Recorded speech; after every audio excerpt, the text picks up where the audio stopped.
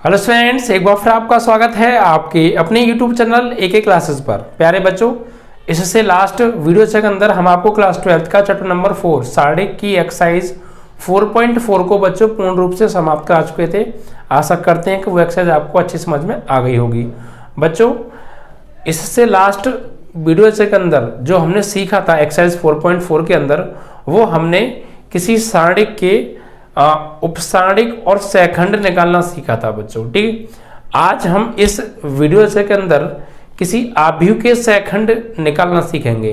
यानी किसी आव्यूह के सहखंड क्या होते हैं और उनको किस तरीके से फाइंड आउट हम करते हैं, उसके बारे में हम बच्चों आज इस वीडियो के अंदर बात करेंगे। और फिर उस आव्यूह का व्युत्क्रम भी निकालना सीखेंगे, जहां से बच्चों की व्युत्क्रम निकालने के लिए बोर्ड एग्जाम में हमेशा एक लॉन्ग क्वेश्चन बच्चों हर बोर्ड एग्जाम में बच्चों पूछा जाता है। ठीक है, एक तो मैंने आपको बच्चों बताया था आव्यूह के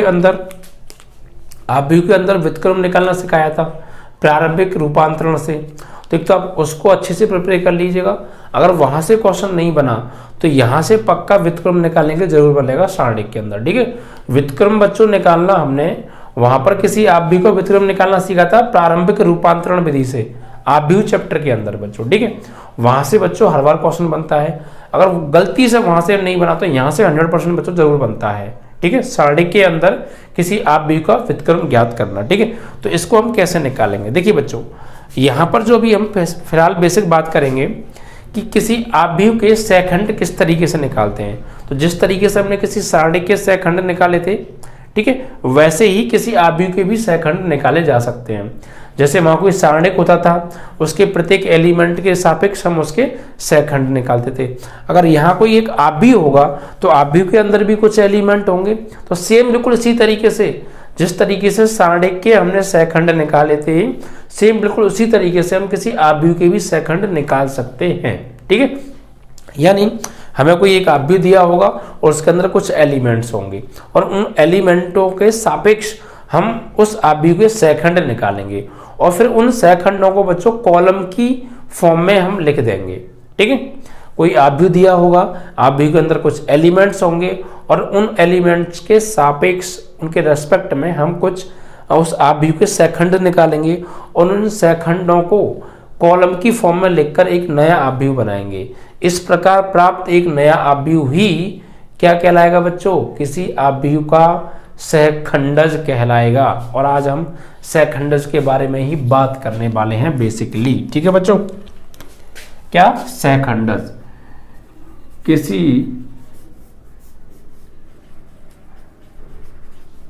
आव्यूह का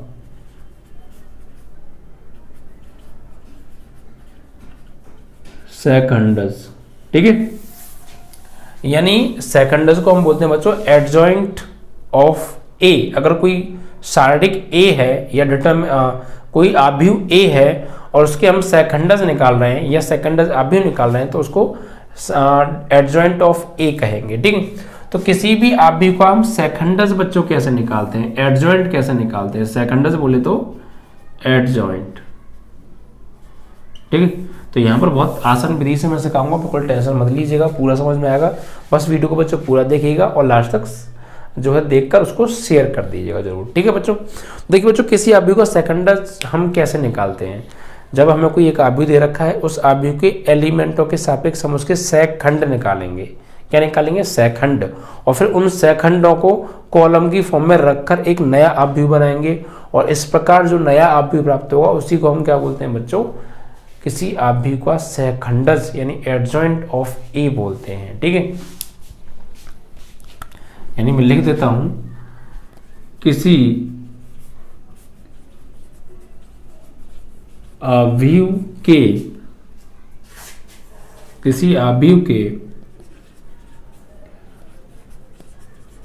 अवयवों के सापेक्ष निकाले गए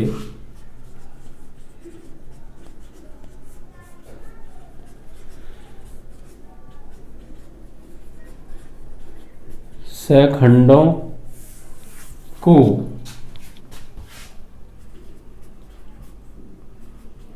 स्तंभ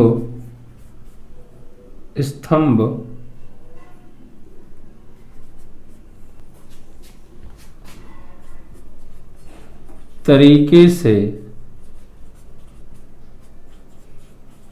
लिखकर प्राप्त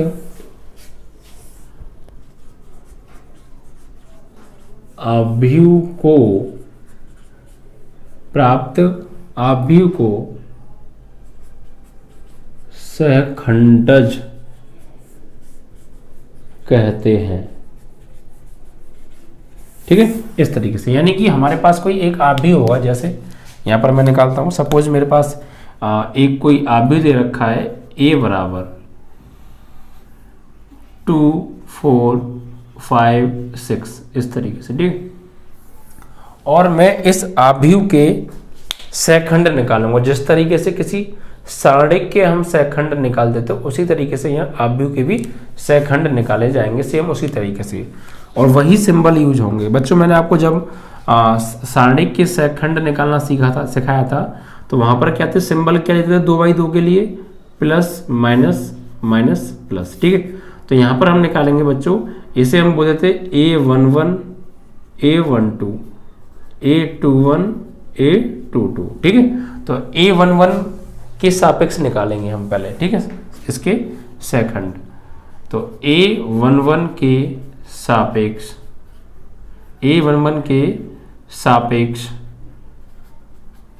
सहखंड, ठीक है। तो यानी कि एक तरीके से 2 के सापेक्ष, A11 मतलब बच्चों 2 के सापेक्ष, तो क्या होगा A11 क्या आएगा बच्चों, ये गया और ये गया, सिंबल क्या आएगा बच्चों, पहले तो सिंबल आएगा प्लस का, और ये गया और ये गया, तो क्या बचा 6, तो 6, तो फाइनली क्या आएगा +6, ठीक है। फिर इस पे आए तो यहाँ पर A11 निकालना है, A12 निकालना है, A21 निकालना है, A22 निकालना है हमें, ठीक है, ये सब हमें निकालने हैं। इन सभी एलिमेंटों के सापेक्ष ही तो निकालेंगे। तो अब यहाँ पर आए तो यहाँ पे आएगा माइनस का सिंबल, ठीक है, और इससे होकर जाने वाली पंक्ति और कॉलम को हटाओ, बचा क्या 5, तो यहाँ पे आएगा 5, तो फाइनली क्या हो जाएगा बच्चों -5, ठीक है।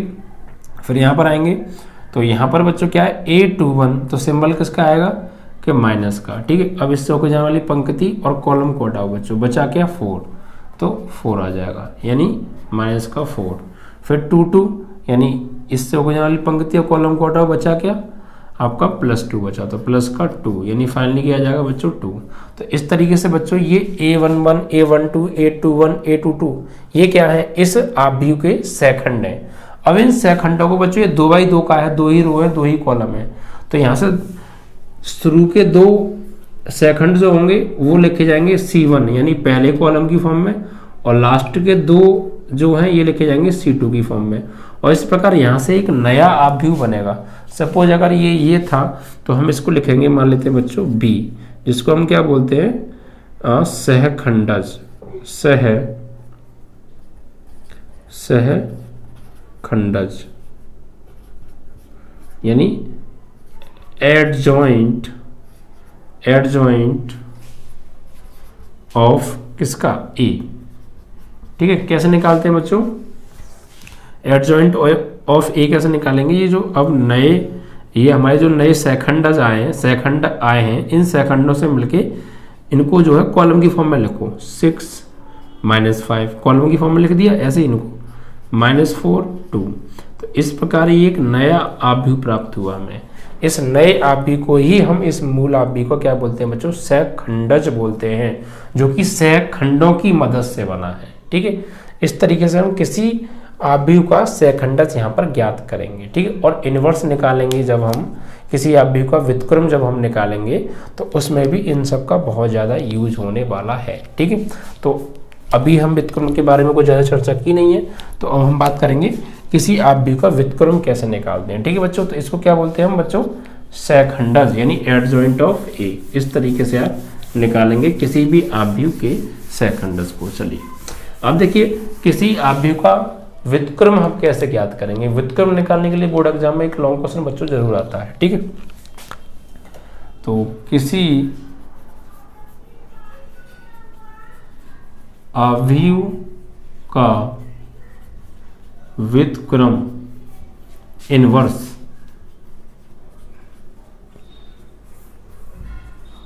ज्ञात करना।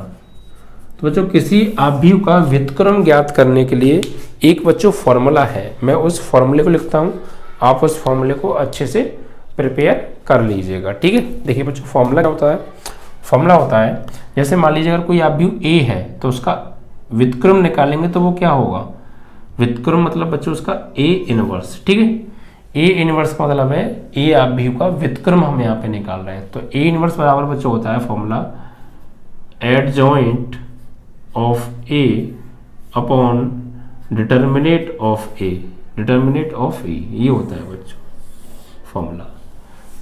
किसी भी आव्यूह का व्युत्क्रम, व्युत्क्रम किसी आव्यूह के व्युत्क्रम को किससे प्रदर्शित करेंगे बच्चों, ए इनवर्स से। तो ए इनवर्स बराबर adjoint of A upon determinant of A, इसे हम DET डेट ऑफ ए या डिटर्मिनेट ऑफ ए भी बोलते हैं। ठीक है इसको। अब बच्चों इसकी यहाँ पे शर्त ये होती है कि जो तुम्हारा डिटर्मिनेट ऑफ ए यानी DET ऑफ ए, ये जो है ये बच्चों जीरो के इक्वल नहीं होना चाहिए, यानी ये जीरो नहीं होना चाहिए। क्योंकि बच्चों अगर ये जीरो हो गया तो ऊपर जो भी आपका एडजॉइंट ए आएगा वो बच्चों जो है इनफाइनाइट हो जाएगा, नॉट डिफाइंड वाली कंडीशन बन जाएगी। ठीक है, तो इसलिए बच्चों यहाँ पर हम इसको कहते हैं कि ये जो डिटर्मिनेट ऑफ ए है ये कभी जीरो के बराबर नहीं आना चाहिए, ये जीरो नहीं होना चाहिए, जीरो के सिवा कुछ भी हो चलेगा। ठीक है, तो किसी आव्यूह का व्युत्क्रम निकालने का फॉर्मूला क्या होता है, A inverse is equal to adjoint A upon determinant of A. यानी अगर हमें किसी आव्यूह का व्युत्क्रम फाइंड आउट करना है, प्रतिलोम निकालना है, तो पहले हम उस आव्यूह का सहखंडज निकालेंगे यानी एडजॉइंट ऑफ ए निकालेंगे और फिर उसका डिटर्मिनेट ऑफ ए निकालेंगे और एडजॉइंट ऑफ ए में डिटर्मिनेट ऑफ ए से क्या कर देंगे बच्चों, डिवाइड कर देंगे और डिवाइड करने के बाद जो हमें प्राप्त होगा वो उस आव्यूह का बच्चों क्या होगा, व्युत्क्रम होगा। ठीक है, अब थोड़ा सा हम बात करेंगे बच्चों कि जो आव्यूह होते हैं वो थोड़ा यहाँ पर जो हम पढ़ेंगे इस एक्सरसाइज के अंदर दो टाइप के आव्यूह के बारे में पढ़ेंगे बच्चों। कौन कौन सा, एक तो बच्चों सिंगुलर मैट्रिक्स, सिंगुलर मैट्रिक्स, और एक पढ़ेंगे बच्चों नॉन सिंगुलर मैट्रिक्स। यानी कि एक तो होता है बच्चों व्युत्क्रमणीय आव्यूह और ये होता है बच्चों अव्युत्क्रमणीय आव्यूह। ठीक है, तो देखिए बच्चों सिंगुलर मैट्रिक्स और नॉन सिंगुलर मैट्रिक्स कौन कौन से होते हैं उनके बारे में हम थोड़ा सा चर्चा कर लेते हैं, क्योंकि ये चीज़ के ऊपर फिर बच्चों आगे जाके कुछ थ्योरम्स भी हैं। ठीक है, उनको आप अच्छे से समझ जाएंगे। जैसे बच्चों सबसे पहले बात करेंगे हम यहाँ पे अव्युत्क्रमणीय आव्यूह, अव्युत्क्रमणीय आव्यूह जिसको हम बच्चों इंग्लिश में सिंगुलर मैट्रिक्स के नाम से जानते हैं। सिंगुलर मैट्रिक्स कौन सा होता है, यदि किसी आव्यूह का डिटर्मिनेट ऑफ ए, यदि किसी आव्यूह का डिटर्मिनेट ऑफ ए यानी मान लीजिए कोई अव्युत्क्रमणीय आव्यूह ए है, ठीक है, और अगर इसका डिटर्मिनेट ऑफ ए जीरो के बराबर आ जाएगा तो ये क्या हो जाएगा बच्चों, आपका अव्युत्क्रमणीय आव्यूह। यानी कोई भी आव्यूह हो सकता है, वो कोई हमारे पास आव्यूह है, ठीक है, और उसका हमने डिटर्मिनेट वैल्यू निकाली। ये डिटर्मिनेट अगर वो ए बराबर आव्यूह है तो उसकी डिटर्मिनेट वैल्यू क्या निकलेगी, डिटर्मिनेट ऑफ ए निकलेगी। यदि किसी आव्यूह की डिटर्मिनेट वैल्यू जीरो के बराबर आ जाती है तो फिर वो आव्यूह बच्चों अव्युत्क्रमणीय आव्यूह कहलाता है। कौन सा आव्यूह कहलाता है, सिंगुलर मैट्रिक्स, अव्युत्क्रमणीय आव्यूह। ठीक है, यदि किसी आव्यूह की डिटर्मिनेट वैल्यू सारणिक मान अगर जीरो आ जाता है तो फिर वह आव्यूह अव्युत्क्रमणीय आव्यूह यानी सिंगुलर मैट्रिक्स कहलाता है। ठीक है, अब दूसरा जो होता है बच्चों वो होता है नॉन सिंगुलर मैट्रिक्स यानी कि व्युत्क्रमणीय आव्यूह, व्युत्क्रमणीय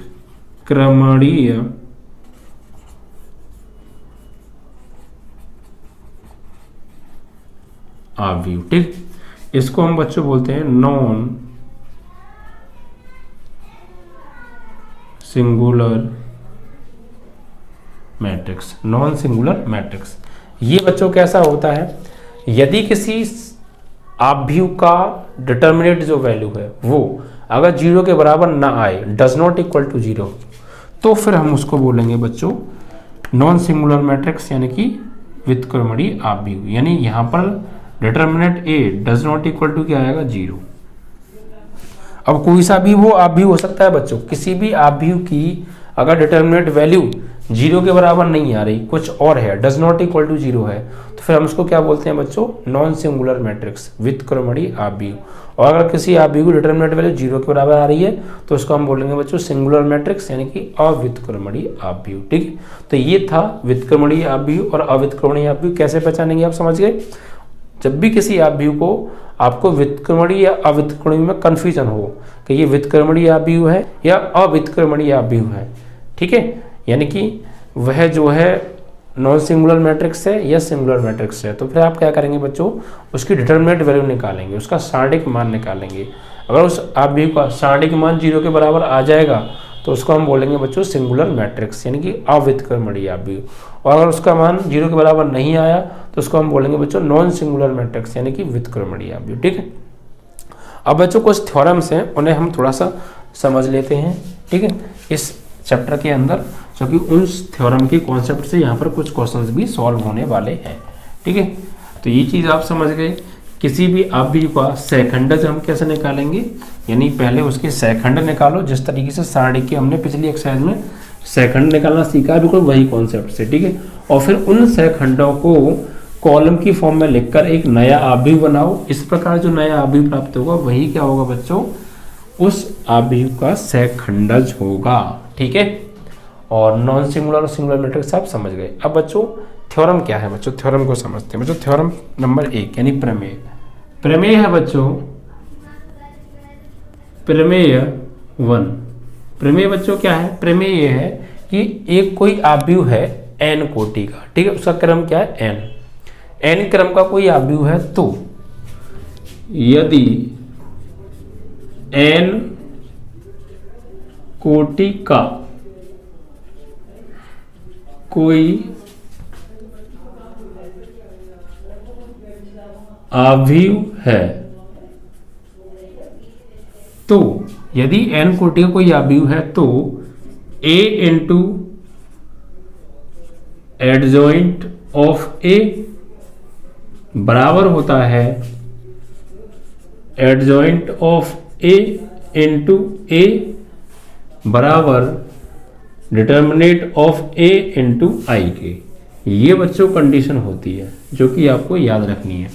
यानी अगर कोई आव्यूह n क्रम का है तो उस आव्यूह और उसके सेकंडज का गुणनफल या उसके सेकंडज और उस आव्यूह का गुणनफल बराबर होगा, ये आपस में बराबर होंगे, और ये बराबर होंगे किसके, उस आव्यूह के डिटर्मिनेंट वैल्यू और इकाई आव्यूह के। जहां i क्या होता है बच्चों, जहां i बराबर n कोटि का इकाई तत्समक आव्यूह, इकाई तत्समक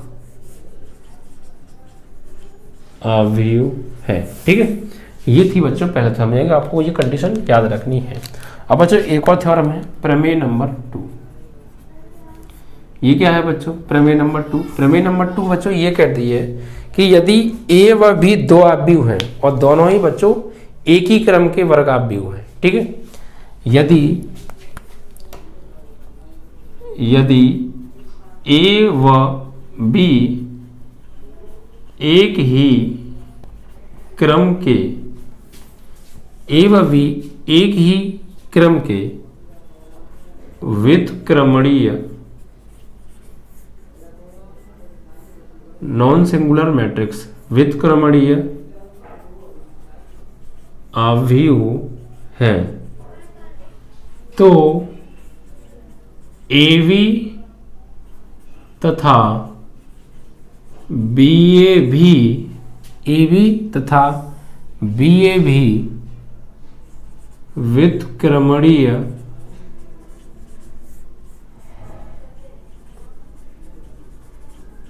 आव्यूह होंगे।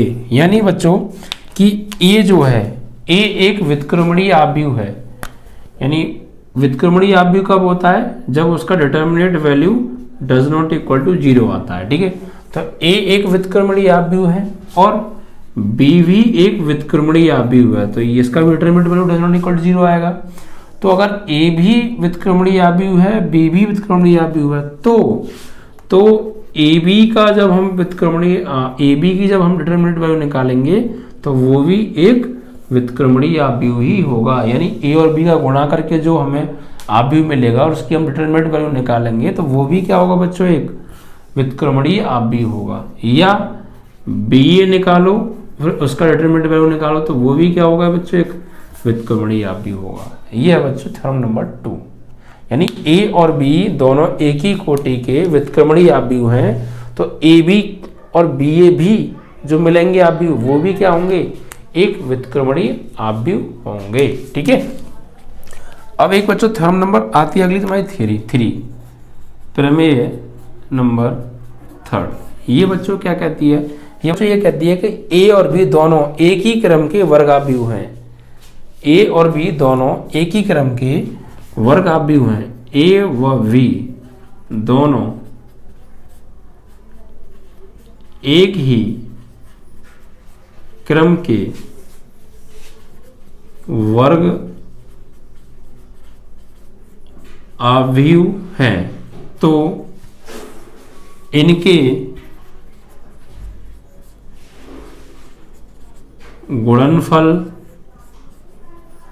का सारणिक, तो इनके गुणनफल का सारणिक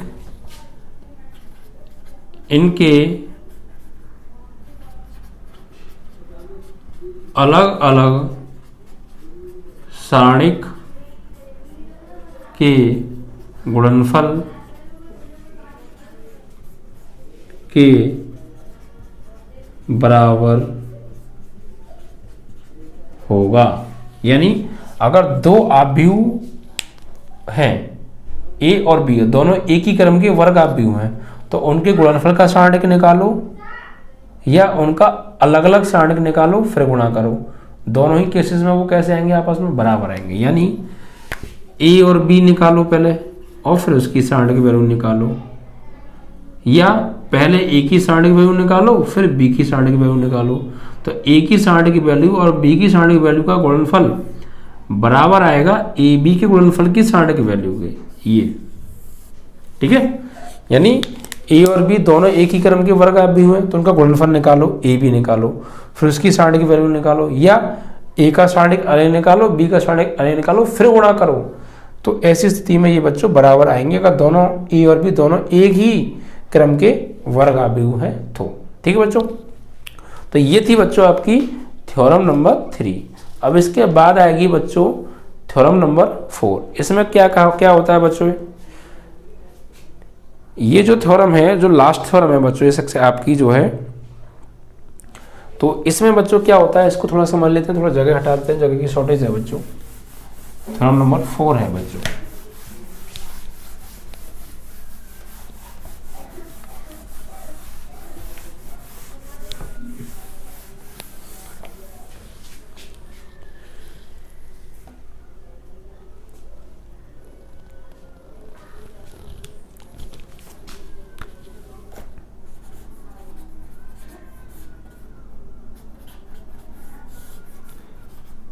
यदि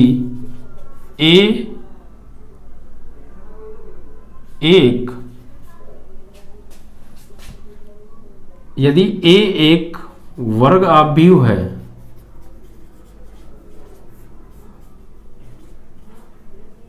और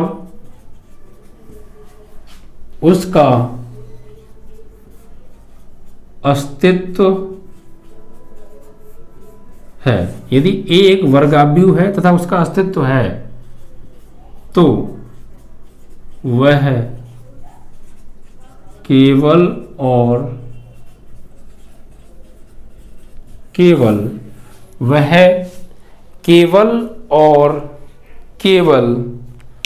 व्युत्क्रमणीय आव्यूह होगा। व्युत्क्रमणीय आव्यूह होगा। यानी कहने का मतलब बच्चों ये है कि कोई आव्यूह है ए, ठीक है, वर्ग आव्यूह है, ठीक है, और उसका अस्तित्व है, तो उसका अस्तित्व है तो वो श्योर, वो पक्का फिर कैसा आप भी होगा, व्युत्क्रमणीय आप भी होगा, यानी उसकी जो डिटरमिनेंट वैल्यू है वो डज नॉट इक्वल टू 0 आएगी। ठीक है, यानी अगर किसी आप भी को अस्तित्व होता है तो उसकी जो डिटरमिनेंट वैल्यू है वो डज नॉट इक्वल टू क्या आती है बच्चों, 0 आती है। कहने का मतलब ये कह रही है ये थ्योरम। ठीक है, यानी determinant of A does not equal to 0, यानी किसी आप भी का अगर अस्तित्व है होगा तो हम कैसे पहचानेंगे, उसकी डिटरमिनेंट वैल्यू निकालेंगे, अगर वो 0 के बराबर नहीं आएगी तो फिर उसका अस्तित्व है। ठीक है, यहां मैं लिख देता हूं, किसी आव्यूह ए का अस्तित्व, इसी को थोड़ा सिंपल भाषा में, अस्तित्व होगा यदि determinant A does not equal to 0 हो। ठीक है, determinant A does not equal to 0 हो। ठीक है बच्चों, तो ये 4 थ्योरम थी, ये आपको अच्छे समझ में आ गई होंगी इस एक्सरसाइज के अंदर, और इनका हम आगे प्रूफ में यूज भी करेंगे और क्वेश्चंस करने में ये इनको हम प्रूफ भी बच्चों करेंगे काफ़ी एग्जाम्पल की मदद से, और क्वेश्चंस भी बच्चों इनके ऊपर बनते हैं, इसलिए मैंने आपको ये कराई थी। तो थोड़ा सा इन्हें आप समझते हुए लिखना बच्चों। ठीक है, चलिए बच्चों एक इंपॉर्टेंट नोट और है जिसके ऊपर बच्चों बोर्ड एग्जाम में काफ़ी बार क्वेश्चन पूछा गया है। नोट क्या है बच्चों, जैसे मान लीजिए कि ए कोई आव्यूह है बच्चों। ठीक है, तो जब हम ए कोई आव्यूह, नोट बच्चों लिख लेना आप, ए कोई आव्यूह है तो हम ए का एडजॉइंट निकालें, यानी सहखंडज निकालें। जो ए का सहखंडज होगा यानी एडजॉइंट ऑफ ए होगा, किसका, ए का।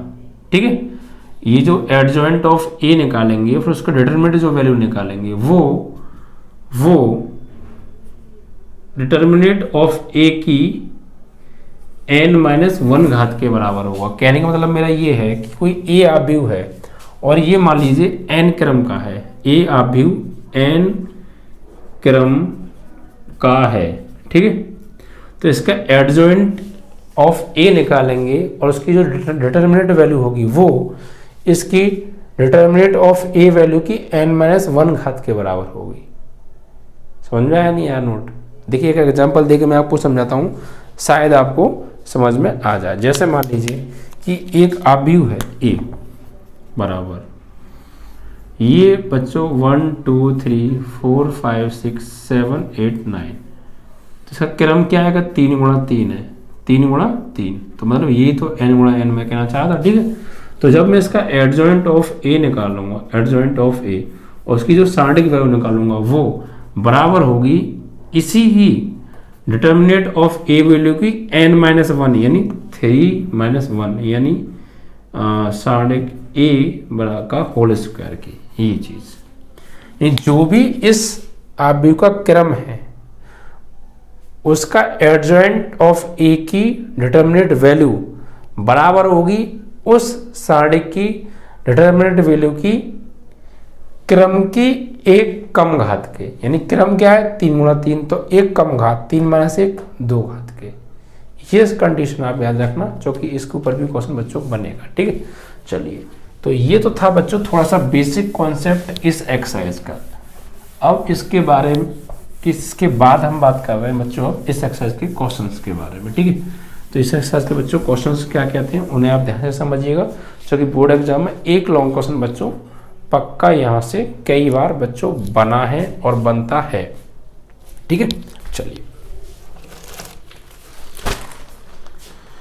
प्रश्न 1 और 2 में प्रत्येक आव्यूह के सहखंडज यानी एडजॉइंट ज्ञात कीजिए। ठीक है, सहखंडज निकलवाएं बच्चों, तो सहखंडज निकालना आप अच्छे समझ में आ गया, तो फिर आप इनवर्स जो कि बोर्ड एग्जाम में पूछा जाता है हर साल लॉन्ग क्वेश्चन, उसको निकालना आप सीख जाएंगे। ठीक है, देखिए पहला 1 2 3 4 एक आव्यूह दे रखा है मुझे, इसमें मैं इसको मान लेता हूं ए बराबर 1 2 3 4, और इसके बच्चों क्या निकलवाएं, सहखंडज। तो सहखंडज यानी कि बच्चों एडजॉइंट, और ए का निकालेंगे तो एडजॉइंट ऑफ ए हो जाएगा। तो एडजॉइंट यानी सहखंडज निकालने के लिए पहले मुझे इसके सहखंड ज्ञात करने पड़ेंगे और फिर मैंने उन सहखंडों को कॉलम की फॉर्म में लिख के एक नया आव्यूह बनाऊंगा। इस प्रकार जो मुझे आव्यूह प्राप्त होगा नया, वही क्या होगा, इसका सहखंडज होगा, एडजॉइंट ऑफ ए होगा। ठीक है, चलिए तो देखिए कैसे करेंगे बच्चों। पहले निकालते हैं सहखंड आव्यूह ए के सहखंड। तो जो सहखंड निकालने के लिए देखिए क्या करना पड़ेगा, 2x2 का आव्यूह है बच्चों। तो ये हो जाएगा आपका A11 यानी A11 A12 A21 A22। ठीक है, तो इसके सिंबल मैंने आपको कैसे बताया था बच्चों, A11 1 + 1 सम संख्या है तो प्लस, 1 + 2 विषम संख्या है तो माइनस, फिर 2 + 1 विषम संख्या है तो माइनस, 2 + 2 सम संख्या है तो प्लस। यानी कि यहाँ पर जब इसके हम सहखंड निकालेंगे तो सहखंडों को बच्चों कैसे लिखेंगे, A11 A12। पहली रो इसके सापेक्ष निकालेंगे तो पहली रो पहला कॉलम, इसके सापेक्ष पहली रो लेकिन दूसरा कॉलम, फिर इसके सापेक्ष दूसरी रो तीसरा कॉलम, तो A2 दूसरी रो पहला कॉलम A22 A21, फिर A22 दूसरी रो दूसरा कॉलम। ठीक है, तो ये निकालेंगे। तो जब भी आप 2x2 के आव्यूह के सहखंड निकालें तो आप ये जरूर लिखें A11 A12 A21 A22। 1 में मतलब बच्चों इसके सापेक्ष, तो पहली रो पहले कॉलम में आ रहा है, फिर इसके सापेक्ष निकालेंगे तो पहली रो दूसरा कॉलम इसलिए 1 2, फिर इसके सापेक्ष निकालेंगे तो दूसरी रो पहला कॉलम इसलिए 2 1, फिर इसके सापेक्ष दूसरी रो दूसरा कॉलम इसलिए A22 लिखा है। ठीक है, अब इसमें सिंबल कैसे आते हैं, 2x2 का जो सारणिक होता है आव्यूह होता है बच्चों, वो plus minus minus plus minus minus plus. तो आप डायरेक्ट सिंबल लगा दीजिए प्लस माइनस माइनस प्लस। अगर 2x2 का हो तो आप ये सिंबल लगाएंगे, और 3x3 का होगा तो प्लस से स्टार्ट करेंगे, 1 time plus 1 time minus, 1 time plus 1 time minus. ठीक है, अब देखिए यहाँ पर क्या आने वाला है बच्चों। तो सबसे पहले हम A11 मतलब पहली रो और पहला कॉलम, A11 मतलब पहली रो और पहला कॉलम को हटाओ, इस एलिमेंट के सापेक्ष निकाल रहे हैं। तो यहाँ पे क्या आएगा बच्चों, यहाँ पर इसके सापेक्ष निकाल रहे हैं तो ये गया, और यहाँ पर आएगा आपका प्लस, जो ऊपर क्या आ रहा है प्लस, ये नहीं लिए जाएंगे बच्चों। आप सोचिए इस नंबर को लिख लें, नंबर को नहीं लिखेंगे आप। ठीक है, तो पहली रो पहला कॉलम, तो पहली रो गई, पहला कॉलम गया, बचा गया 4, तो 4। ठीक है, फिर आए आप दूसरे में A12 पहली रो दूसरा कॉलम, पहली रो दूसरा कॉलम, तो बचा गया 3। तो बच्चों क्या आएगा 3, सिंबल हमने पहले लगा दिए हैं। ठीक है, जिससे कि दिक्कत ना हो। अब दूसरी रो पहला कॉलम, दूसरी रो पहला कॉलम, दूसरी रो पहला कॉलम, बचा क्या 2, तो 2 आएगा। फिर 2 2 दूसरी रो दूसरा कॉलम, दूसरी रो दूसरा कॉलम, बचा क्या 1, तो 1 आ जाएगा। ठीक है, तो इनको जब हम सॉल्व करेंगे बच्चों तो क्या मिलने वाला है, +4 -3 -2 +1। तो ये 2x2 का है, इसलिए पहले 2 सहखंड बनेंगे पहला कॉलम, दूसरे 2 सहखंड बनेंगे दूसरा कॉलम, और इसको एक नए आव्यूह के फॉर्म में लिखेंगे। मान लीजिए वो आव्यूह B है, तो B बराबर आप ले लीजिए, इसको कॉलम की फॉर्म में लिखेंगे 4 -3, इसको कॉलम की फॉर्म में -2 1। इस तरीके से बच्चों एक नया आव्यूह प्राप्त हुआ, और इस आव्यूह को ही हम, इस आव्यूह को क्या बोलते हैं बच्चों, सहखंडज। ये क्या है बच्चों, सहखंडज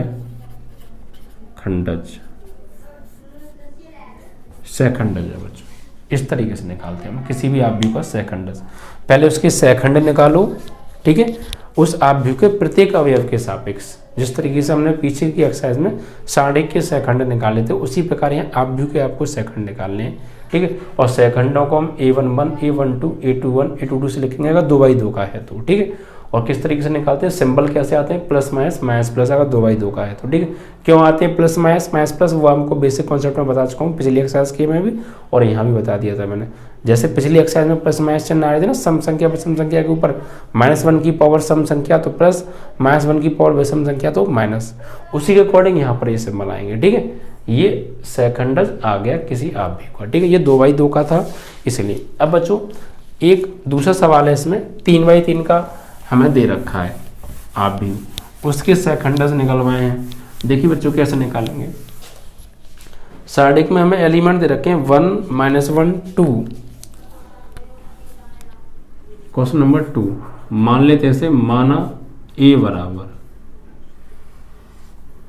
1 -1 2 -1 2 2 3 5 2 3 5 -2 0 1 -2 0 1। ये बच्चों हमें एक आ भी दे रखा 3/3 का, ठीक है।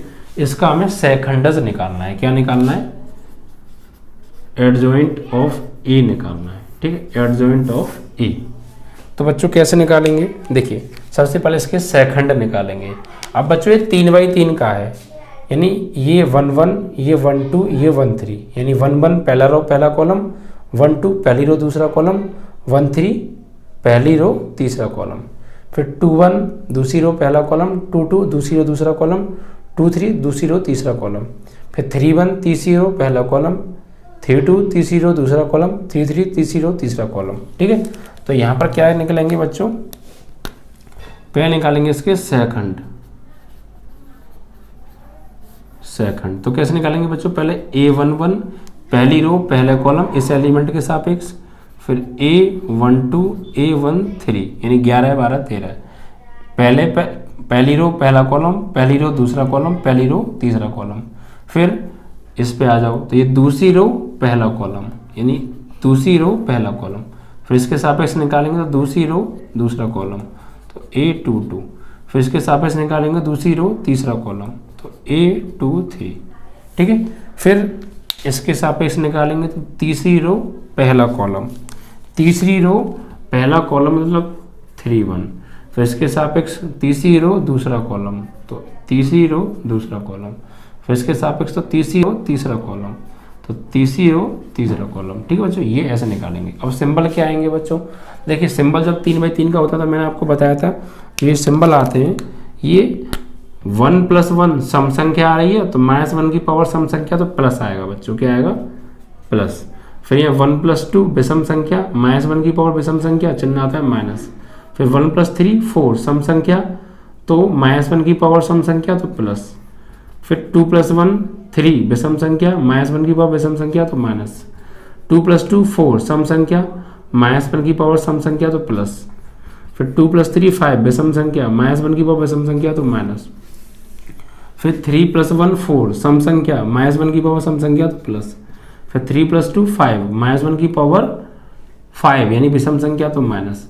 फिर 3 + 3 सम संख्या, -1 की पावर सम संख्या, तो प्लस, यानी plus minus plus minus plus minus plus minus plus, ऐसे चलेंगे, ठीक है। अगर 3/3 का होगा तो 2/2 का होगा तो प्लस माइनस माइनस प्लस।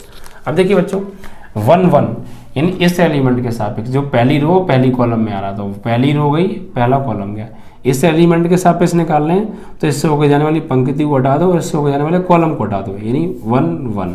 तो बचे कौन से? ये 4, इनका क्रॉस मल्टीप्लाई, इसका इसमें 3 एकम 3 माइनस 0 का 5 में 0, तो फाइनली क्या आएगा? 3 + का 3, ठीक है। अब यहाँ पे आए बच्चों पहली रो दूसरा कॉलम, तो इस एलिमेंट जो पहली रो में आ रहा है दूसरे कॉलम में आ रहा है, यानी माइनस में, इसके सापेक्ष निकालेंगे तो ये गया बच्चों, और इससे हो जाने वाला कॉलम, इससे हो जाने वाली पंक्ति और कॉलम को हटाओ, बचे कौन से? 4 ये एलिमेंट। क्रॉस मल्टीप्लाई 2 का 1 में 2 माइनस -2 का करेंगे 5 में -10 और एक माइनस प्लस है +10, 10 और 2 12 है, लेकिन माइनस लग रहा है तो माइनस के 12 आएगा, ठीक है। फिर पहली रो तीसरा कॉलम, तो पहली रो तीसरा कॉलम में कौन सा एलिमेंट आ रहा है? 2, इसके सापेक्ष निकालेंगे तो इससे होकर जाने वाली पंक्ति को हटाओ और इससे होकर जाने वाले कॉलम को हटाओ, बचे कौन से? 4 एलिमेंट। क्रॉस मल्टीप्लाई 2 का 0 में 0 और -2 का 3 में -6 और एक माइनस पहले से है तो +6 हो गया, तो प्लस प्लस +6। फिर दूसरी रो पहला कॉलम, तो दूसरी रो पहला कॉलम ये आ रहा है, दूसरी रो गई पहला कॉलम गया, दूसरी रो गई पहला कॉलम गया, तो ये 4 एलिमेंट बचे। क्रॉस मल्टीप्लाई -1 का 1 में करेंगे -1 माइनस, फिर 0 का 5 में करेंगे तो बच्चों क्या आएगा?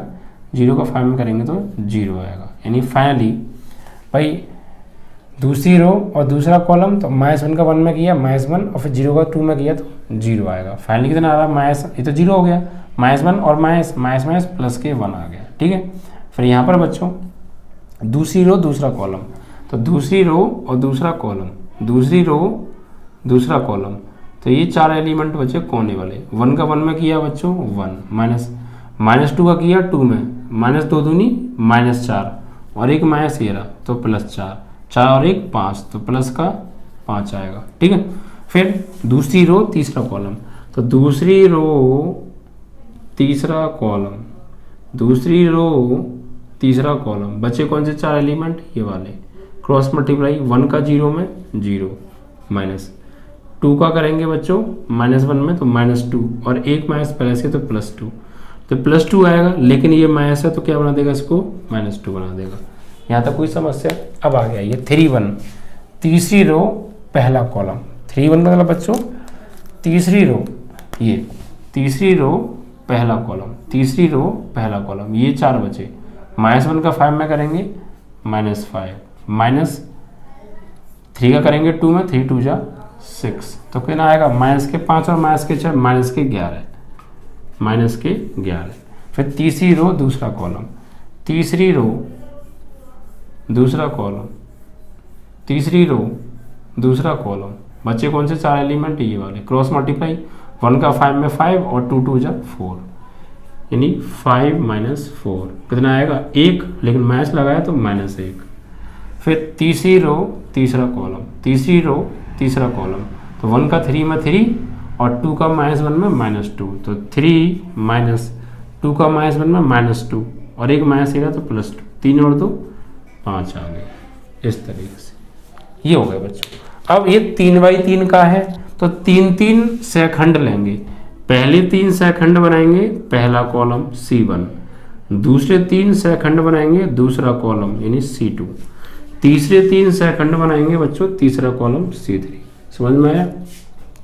अगर ये 3/3 का सारणिक है तो 3 सेकंड लेंगे, पहले 3 सेकंड पहला कॉलम, दूसरे 3 सेकंड दूसरा कॉलम, तीसरे 3 सेकंड तीसरा कॉलम, और यहाँ से जो नया अवयव प्राप्त होगा वो क्या होगा, एडजॉइंट ऑफ ए, इस सारणिक का। ठीक है, तो एडजॉइंट ऑफ ए बराबर क्या है कि नया अवयव बनाएंगे हम, इसमें कॉलम की फॉर्म में लिखो यहाँ पे, तो 3 -12 6 1 5 -2 1 5 -2, दूसरे कॉलम में लिख दिया, तीसरे कॉलम में -11 -1 5।